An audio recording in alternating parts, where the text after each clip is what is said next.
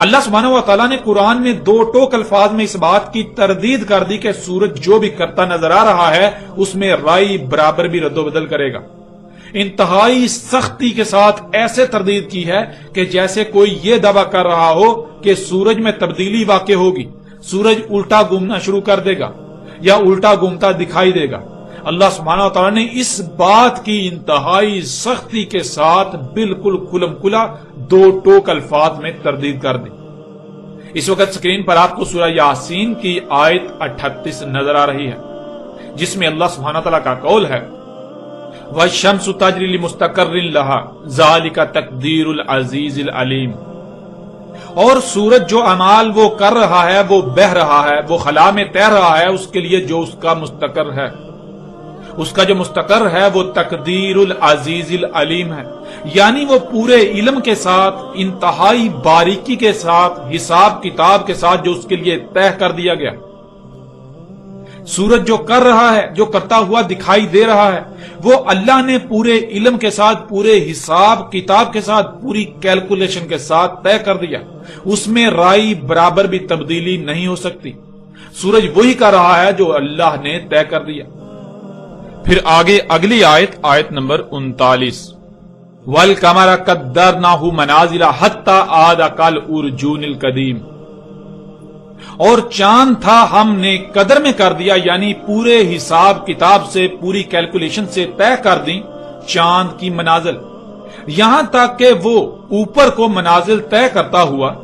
اسی حالت میں چلا جاتا ہے جیسے پہلی حالت میں تھا، یعنی جیسے چاند نکلتا ہے تو باریک کمان کی صورت میں نظر آتا ہے، یہ اس کی پہلی منزل ہوتی ہے، یوں اگلی منزل پر وہ پہلے سے موٹا نظر آتا ہے، زیادہ روشن نظر آتا ہے، یہاں تک کہ وہ مکمل روشن نظر آتا ہے۔ پھر وہ واپسی کا سفر شروع نہیں کرتا بلکہ آگے ہی کی منازل طے کرتا ہے، لیکن وہ آگے کی منازل اس کی پرانی گزشتہ منازل کی طرح ہوتی ہیں، جیسے وہ غائب سے بڑھتا بڑھتا مکمل روشن ہوا، ایسے ہی وہ آگے بڑھتے بڑھتے مکمل روشن سے کم ہوتے ہوتے پھر پرانی غائب حالت میں چلا جاتا ہے۔ پھر ناظرین اگلی آیت سورہ یاسین کی آیت نمبر 40 لا الشمس ينبغي لها ان تدرك القمر ولا الليل سابق النهار وكل في فلك يسبحون، نہیں ہے سورج کے لیے بغاوت، یعنی سورج جو کر رہا ہے سورج وہی کرتا رہے گا، اس میں رائی برابر بھی تبدیلی یا رد و بدل کا تصور بھی نہیں کیا جا سکتا۔ نہیں ہے سورج کے لیے رائی برابر بھی بغاوت کہ اس کے ایسا کرنے سے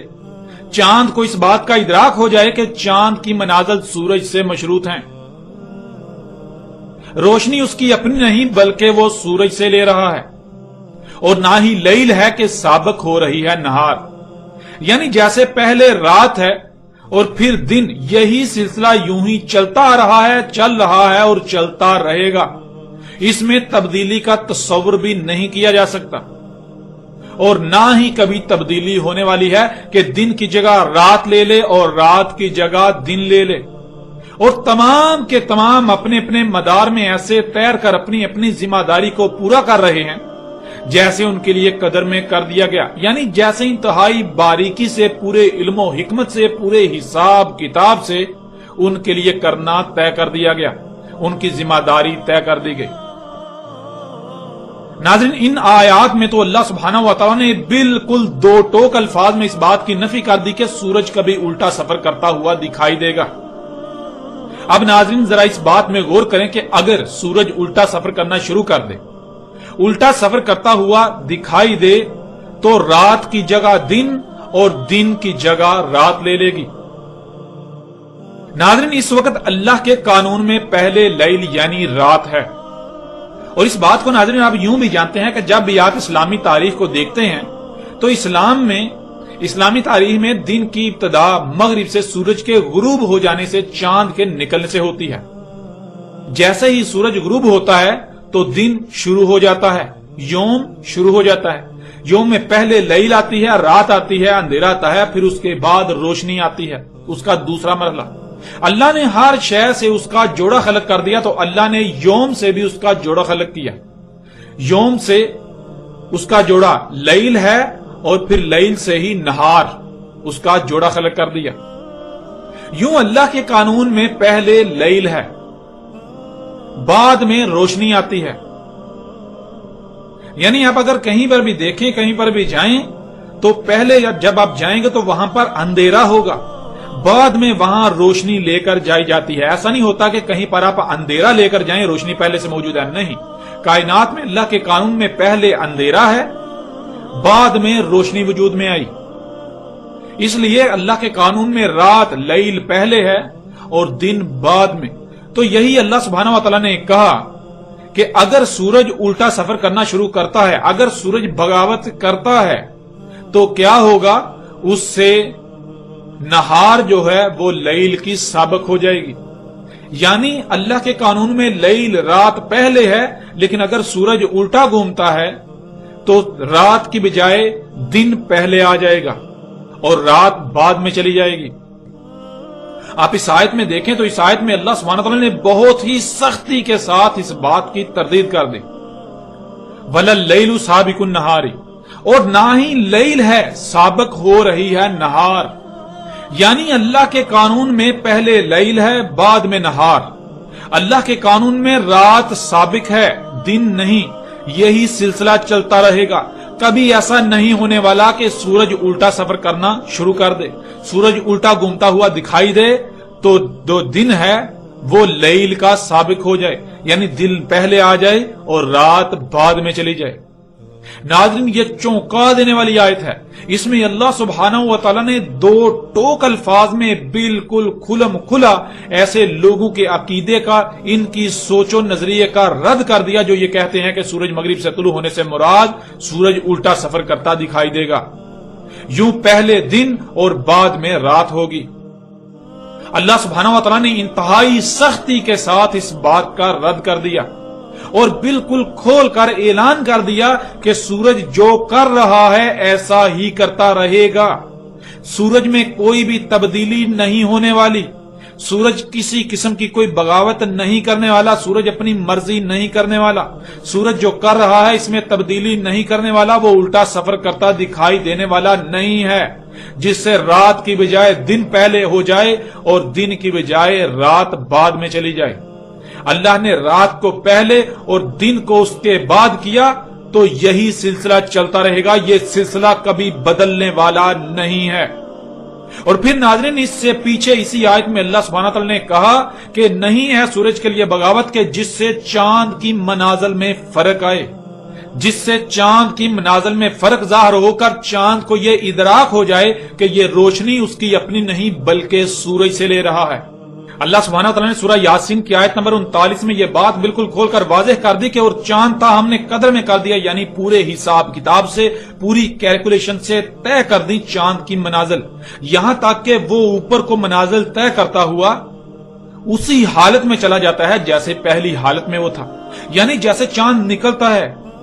تو وہ باریک کمان کی صورت میں نظر آتا ہے, تو یہ اس کی پہلی منزل, یوں اگلی منزل وہ پہلے سے موٹا نظر آتا ہے,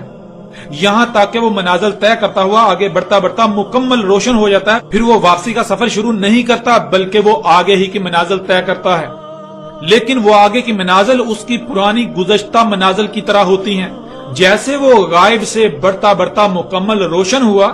اسی طرح وہ مکمل روشن سے کم ہوتا ہوتا آگے مکمل غائب ہو جاتا ہے.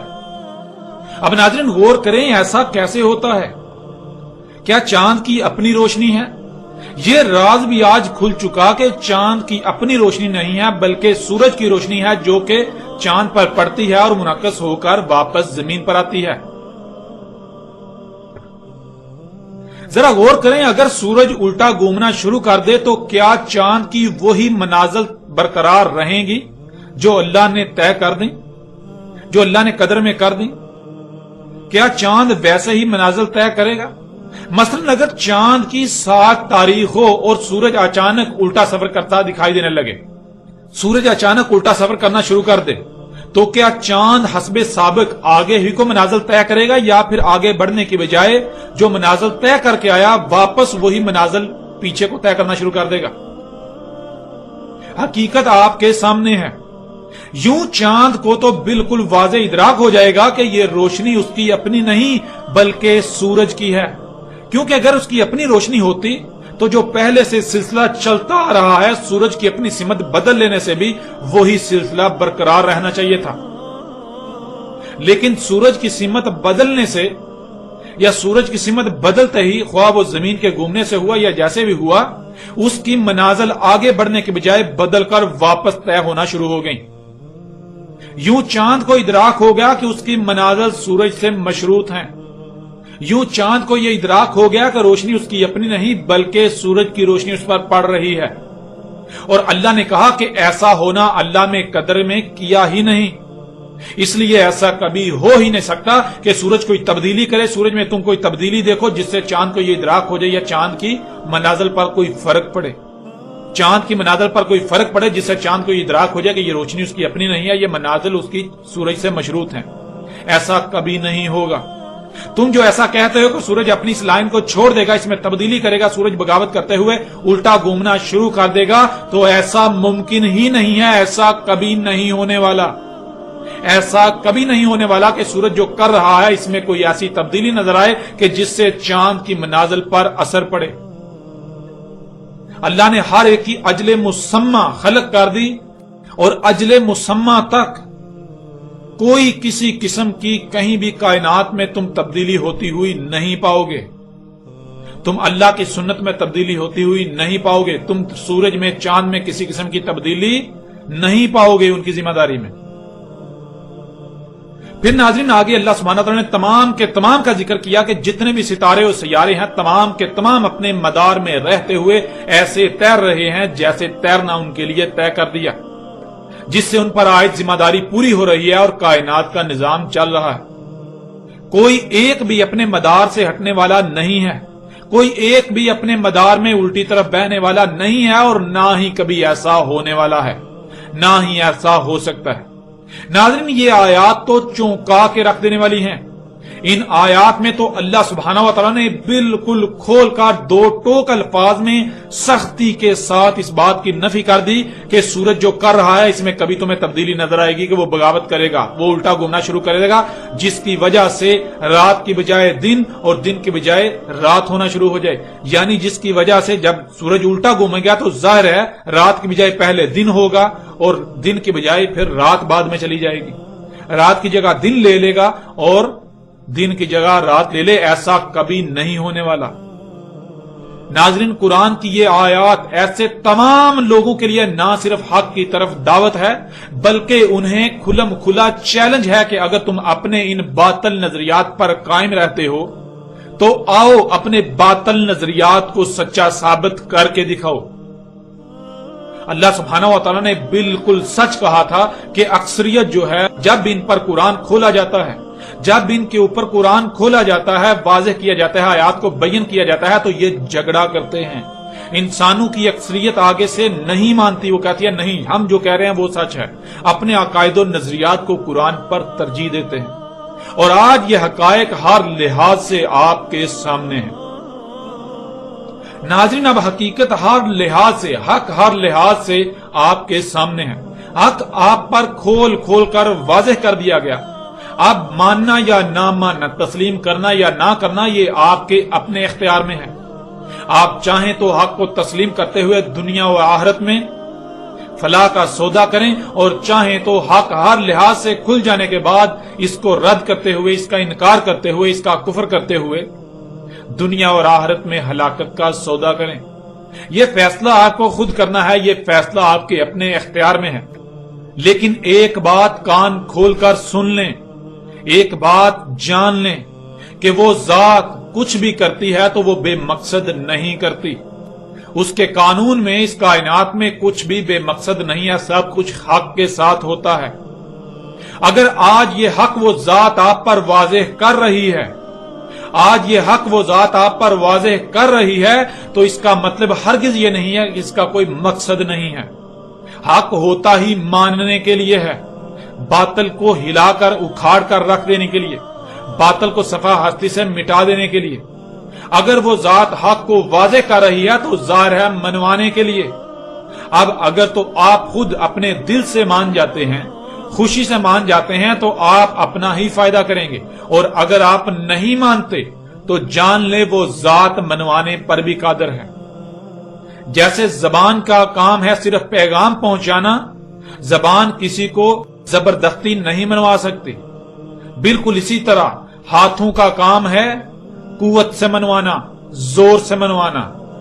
ڈنڈے سے منوانا۔ تو جب ہاتھ حرکت میں آتے ہیں تو ہر کوئی مان جاتا ہے۔ آپ غور کریں، جب اللہ سبحانہ و تعالیٰ نے موسیٰ علیہ السلام کو آل فرعون کی طرف بھیجا تو کیا فرعون مان گیا؟ موسیٰ علیہ السلام اللہ کی زبان تھے۔ موسیٰ علیہ السلام کا کام یہ تھا کہ وہ صرف اور صرف اللہ کا پیغام پہنچائیں گے۔ تو جب زبان سے کہا گیا، حق واضح کیا گیا، تو کیا آل فرعون نے مان لیا؟ نہیں مانا۔ تو کیا اس کے بعد اللہ حق واضح کرنے کے بعد، ان کے نام ماننے کے بعد خاموش ہو گیا؟ کیا معاملہ وہیں پر ختم ہو گیا؟ نہیں، بلکہ جب زبان اپنا کام کر چکی، اپنی ذمہ داری پوری کر چکی، تو پھر اللہ کا ہاتھ، اللہ کا ید حرکت میں آیا۔ جب اللہ کا ید، اللہ کا ہاتھ حرکت میں آیا تو کیا پھر بھی آل فرعون اور فرعون نہیں مانے؟ کیا تب بھی ماننے سے انکار کرتے رہے، یا پھر تب وہ چیخ چیخ کر ماننے کا اعلان کر رہے تھے لیکن تب ماننا کوئی نفع نہ دیا؟ بالکل ایسے ہی ناظرین، آج زبان سے یہ حق واضح کیا جا رہا ہے، دعوت دی جا رہی ہے کہ مان جاؤ، مان جاؤ، مان جاؤ۔ جس دن زبان اپنی ذمہ داری مکمل کر لے گی، جس دن یہ پیغام آپ تک مکمل پہنچ گیا، تو عین اسی وقت اس کے فوراً بعد اللہ کا ید، اللہ کا ہاتھ حرکت میں آئے گا۔ جب ہاتھ حرکت میں آئے گا، جب ڈنڈا حرکت میں آئے گا، تو پھر دیکھیں گے کون نہیں مانتا۔ اگر تم سچے ہوئے، اگر تم حق پر ہوئے، تو پھر بھی نہ ماننا، پھر بھی نہ ماننا، نہ مان کر دکھانا، اپنے اسی قول پر، اپنے اسی دعوے پر، اپنی اسی بات پر ڈٹ کے دکھانا۔ ناظرین، حق ہر لحاظ سے آپ پر کھول کھول کر واضح کیا جا چکا، اس کے باوجود آئندہ قسط میں اسی موضوع پر ایک اور پہلو سے تفصیل کے ساتھ بات کریں گے کہ اللہ سبحانہ و تعالیٰ نے اس حوالے سے مزید قرآن میں کیا رہنمائی کی۔